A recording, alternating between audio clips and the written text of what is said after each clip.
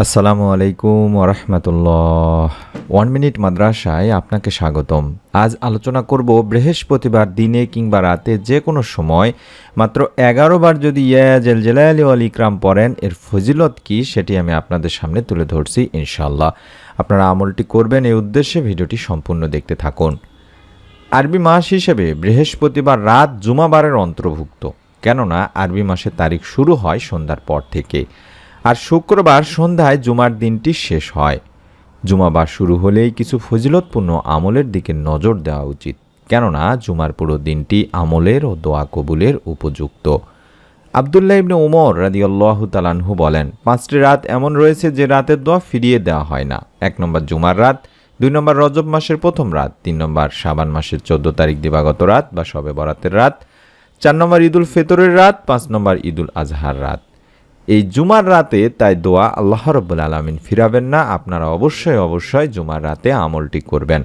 ইবনে আব্বাস রাদিয়াল্লাহু তাআলা আনহু থেকেও বর্ণিত একটি দীর্ঘ হাদিসে আল্লাহ রাসূল সাল্লাল্লাহু আলাইহি ওয়াসাল্লাম বলেছেন, হে আলী, শুক্রবার বা জুমাবার রাতের শেষ তৃতীয়াংশে সাহস করে উঠে পড়ো, কারণ এটি একটি গুরুত্বপূর্ণ সময় এবং এতে দোয়া কবুল হয়। অর্থাৎ রাতের শেষ তৃতীয়াংশ বলতে আমাদের বাংলাদেশের সময় রাত 3টা থেকে ফজরের আগ পর্যন্ত। আপনারা বৃহস্পতিবার দিনেও আমলটি করতে পারেন অথবা রাতেও আমলটি করতে পারেন, কোনো সমস্যা নেই। যদি রাতে আমলটি করেন তাহলে আপনারা বৃহস্পতিবার দিন যায় রাতে আমলটি করলে এটি জুমাবারের অন্তর্ভুক্ত হয়ে যাবে ইনশাআল্লাহ। এবং রাত 3টা থেকে ফজরের আগ পর্যন্ত এই সময়টিতে আমলটি করার চেষ্টা করবেন। আল্লাহ রাসূল সাল্লাল্লাহু আলাইহি ওয়াসাল্লাম ইরশাদ করেছেন, সোমবার বৃহস্পতিবারে আল্লাহ সব মুসলিমকে ক্ষমা করে দেন, তবে ওই 2 ব্যক্তি ছাড়া যারা একে অপরকে বর্জন করেছে তাদের সম্পর্কে আল্লাহ বলেন, পরস্পর মিলে যাওয়া পর্যন্ত এদেরকে আপন অবস্থায় ছেড়ে দাও। ইবনে মাজাতে বলা হয়েছে। এই হাদিসের আলোকে আলেমেরা বলে থাকেন যে বৃহস্পতিবারে বিবাদ মিটিয়ে নেওয়া উচিত, কেননা যেসব মুসলমান ঝগড়া করে অন্যের প্রতি রাগান্বিত হয় তাদের এই রাতেও ক্ষমা করা হবে না। একইভাবে যারা আত্মীয় স্বজনের সাথে সম্পর্ক ছিন্ন করে তাদেরকেও এই রাতে ক্ষমা করা হবে না। এ কারণে নবীজি করিম সাল্লাল্লাহু আলাইহি ওয়াসাল্লাম কোনো মুসলমানকে অন্য মুসলমানের সাথে 3 দিনের বেশি রাগ করে থাকতে নিষেধ করেছেন। হযরত আনাস রাদিয়াল্লাহু তাআলা আনহু থেকেও বর্ণিত আছে, রাসূলুল্লাহ সাল্লাল্লাহু আলাইহি ওয়াসাল্লাম বলেছেন, জুমার দিনে ও রাতে আমার উপর দরুদ পাঠ করো। যে ব্যক্তি আমার উপর একবার দরুদ পাঠ করে আল্লাহ তার উপর 10 বার রহমত বর্ষণ করেন। সুবহানাল্লাহ। আনাস ইবনে মালিক রাদিয়াল্লাহু তাআলা আনহু থেকে আরো বর্ণিত আছে, হাদিসে আল্লাহ রাসূল সাল্লাল্লাহু আলাইহি ওয়াসাল্লাম বলেন, রাসূলুল্লাহ সাল্লাল্লাহু আলাইহি ওয়াসাল্লাম বলেছেন, যেই ব্যক্তি জুমার দিন ও রাতে আমার উপর দরুদ পাঠ করে আল্লাহ তার 100টি প্রয়োজন পূরণ করেন। সুবহানাল্লাহ। এর মধ্যে 70টি আখিরাতে এবং 30টি পৃথিবীতে। বাইহাকী শরীফের একটি হাদিস। তাই পবিত্র জুমার দিন ছাড়াও আমরা পবিত্র যে কোনো দিনেই দরুদ পাঠ করতে পারি এবং এই দরুদ পাঠের অনেক ফজিলতের কথাও বলা হয়েছে। তাই আমরা যখনই আমল করব তখনই দরুদ শরীফ পাঠপূর্বক আমলগুলো করার চেষ্টা করব। ইয়া জাল জালালি ওয়াল ইকরাম এমন একটি আল্লাহ তাআলার গুরুত্বপূর্ণ খাস নাম। এই নামের ওসিলায় আল্লাহ রাব্বুল আলামিন বান্দার মনের নেক আশা পূরণ করে দিয়ে থাকেন। আমরা জানি আল্লাহর 99টি পবিত্র গুণবাচক নামের মধ্যে একটি নাম হলো জুল জালালি ওয়াল ইকরাম। এটি ইসমে আজম বা বড় নাম। জালাল শব্দের অর্থ মর্যাদাবান এবং ইকরাম অর্থ হলো সম্মানিত। আল্লাহ বড় বা শ্রেষ্ঠত্ব প্রকাশ করতে যেসব নামে ডাকা হয় সেগুলোকেই বলা হয় ইসমে আজম।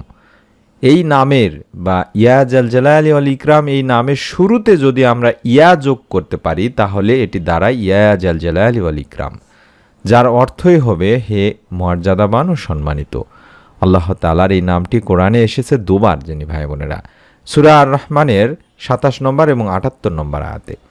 ইয়া জাল জালালি ওয়াল ইকরামের বিস্তারিত অর্থ সমস্ত সৃষ্টি জগতের মালিক, যিনি সৃষ্টিকুল হতে ভয় পাওয়ার হকদার এবং একমাত্র প্রশংসার যোগ্য, মহৎ, বড়, দয়া ও ইহসানের অধিকারী।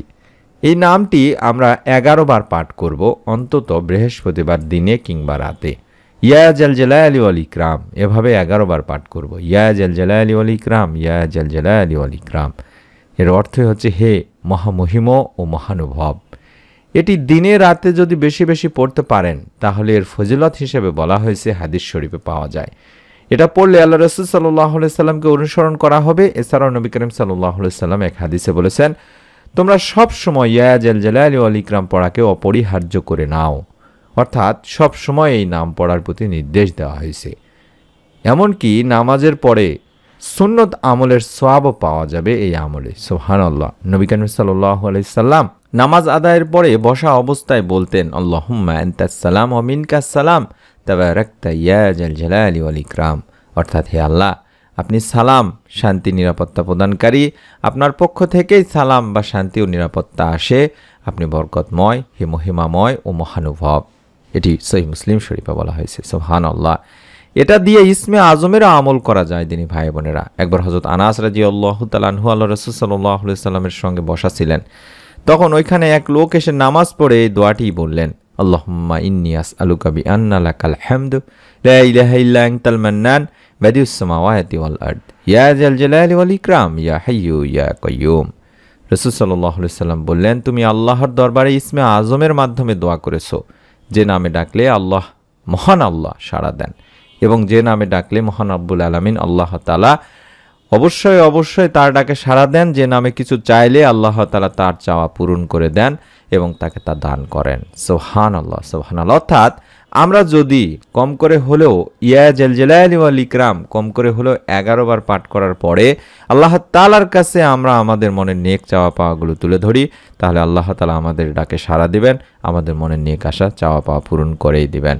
যেহেতু এটি একটি ইসমে আজমের আমল বলে আলেমেরা অভিমত প্রকাশ করেছেন, তাই বিশেষ দোয়া করার সময় এই দোয়াটি আপনারা বেশি বেশি করবেন। দোয়া কবুল হওয়ার সম্ভাবনা ইনশাআল্লাহ বেশি রয়েছে। দোয়া কবুল হওয়ার জন্য এই নামে আল্লাহকে বেশি বেশি আমরা ডাকতেই পারি এবং ডাকা যেতেই পারে। তাই অনুরোধ করব, আপনারা বৃহস্পতিবারের দিনে যেহেতু আল্লাহ রব্বুল আলামিনের কাছে বান্দার আমল উপস্থাপন করা হয়, এই জন্য বৃহস্পতিবারে আমরা 11 বার অন্তত ইয়া জাল জালালি ওয়াল ইকরাম পাঠ করে 2 হাত তুলে আল্লাহ রব্বুল আলামিনের কাছে আমাদের মনের নেক চাওয়া পাওয়াগুলো তুলে ধরব, কান্নাকাটি করব। ইনশাআল্লাহ আল্লাহ রব্বুল আলামিন আমাদের মনের নেক আশা পূরণ করেই দেবেন। মনের মধ্যে শতভাগ বিশ্বাস নিয়ে আমলটি করবেন তিনি ভাই বোনেরা। সকলে একটি করে ভিডিওটিতে কমেন্ট করবেন, অন্তত আমিন লেখার মাধ্যমে এবং লাইক দেওয়ার মাধ্যমে। আমাদের ভিডিওগুলো ফেসবুকে দেখতে চাইলে দিনী আমল লিখে সার্চ দিন, ইনশাআল্লাহ পেয়ে যাবেন। আমি যে নামটি দেখাচ্ছি ফেসবুকে এই নামটি লিখে সার্চ দিলে পেজটি পেয়ে যাবেন। ইনশাআল্লাহ আশা করা যায় আপনারা ভিডিওগুলো দেখবেন এবং পেজটি ফলো করে রাখবেন। আমাদের এই চ্যানেল ছাড়াও যে দ্বিতীয় চ্যানেলগুলোর নাম দেখাচ্ছি, এই চ্যানেলগুলোতে আমরা অত্যন্ত গুরুত্বপূর্ণ ভিডিও দিয়ে থাকি। আশা করি সেই ভিডিওগুলো আপনারা ইউটিউবে সার্চ করে দেখে নেবেন। পরবর্তী নতুন আমলের এরকম গুরুত্বপূর্ণ ভিডিওগুলো আমরা প্রতিদিন দেওয়ার চেষ্টা করি। আপনি আপনার মোবাইলে যেন পেয়ে যান, দেখতে পান, তার জন্য চ্যানেলটি সাবস্ক্রাইব করে বেল বাটনটি অন করে রেখে দিন। সকলে ভালো থাকুন, সুস্থ থাকুন। আসসালামু আলাইকুম ওয়া রাহমাতুল্লাহ।